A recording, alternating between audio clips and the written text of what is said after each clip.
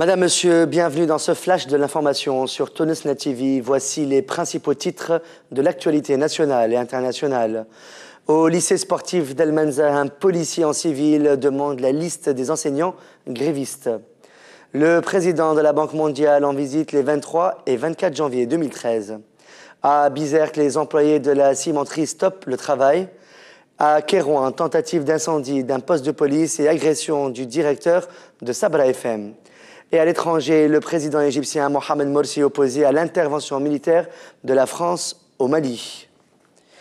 Des enseignants du lycée sportif d'El Menza ont affirmé ce mardi 22 janvier qu'un agent de police en civil est entré dans l'établissement et a demandé au directeur de lui remettre une liste nominative des enseignants faisant grève. Un des enseignants a déclaré que l'agent en civil a menacé le directeur de l'arrêter après son refus de lister les grévistes.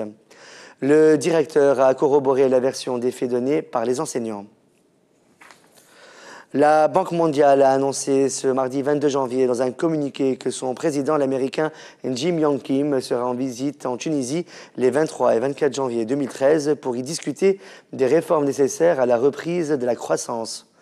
Le président de la Banque mondiale s'entretiendra avec les dirigeants tunisiens de l'importance d'appliquer les réformes qui favoriseront la croissance et la création d'emplois à moyen terme, selon le même communiqué. Il rencontrera également des représentants de la société civile, des hommes d'affaires et des syndicalistes pour examiner avec eux comment la Banque mondiale peut mieux continuer d'appuyer la transition actuelle, promouvoir une croissance solidaire et créer davantage d'emplois. La brigade de la sûreté publique relevant du secteur de la garde nationale de Médine a mis en échec ce mardi 22 janvier une tentative de contrebande d'une quantité de 10 000 paquets de cigarettes et 150 kilos de mrassel.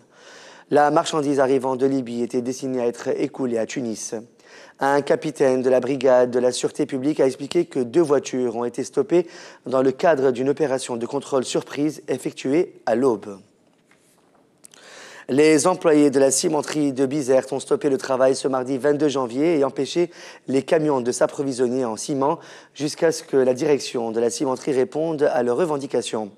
Habib Borrani, secrétaire général du syndicat des employés de la cimenterie relevant de l'Union des travailleurs de Tunisie, a indiqué que le personnel de la cimenterie revendique la titularisation et l'amélioration de sa situation professionnelle.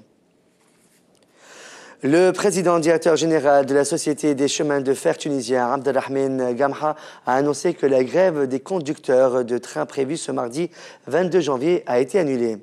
Abdelrahman Gamha a expliqué que l'annulation a été décidée après une longue réunion de négociation entre la Fédération générale des chemins de fer et l'autorité de tutelle.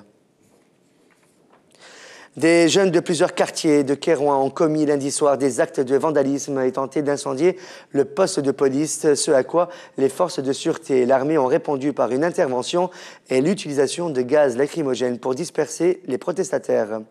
Ceux-ci ont également posé des pneus incendiés sur la route, agressé des automobilistes et arraché des arbres plantés dans les rues de Kérouan. Selon notre correspondant dans la région, le président directeur général de la radio Sabra FM a été agressé verbalement et physiquement par des protestataires durant la couverture des événements.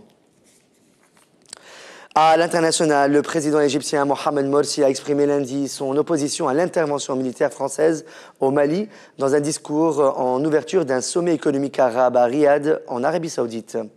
Toute intervention doit être pacifique. Nous n'acceptons en aucun cas l'intervention militaire au Mali, qui est de nature à alimenter le conflit dans la région, a-t-il déclaré. Le président égyptien s'est cependant dit solidaire de l'Algérie, où une prise d'otage menée par un groupe djihadiste armé dans le Sahara s'est achevée par la mort de plusieurs travailleurs étrangers du site gazier d'In Amenas.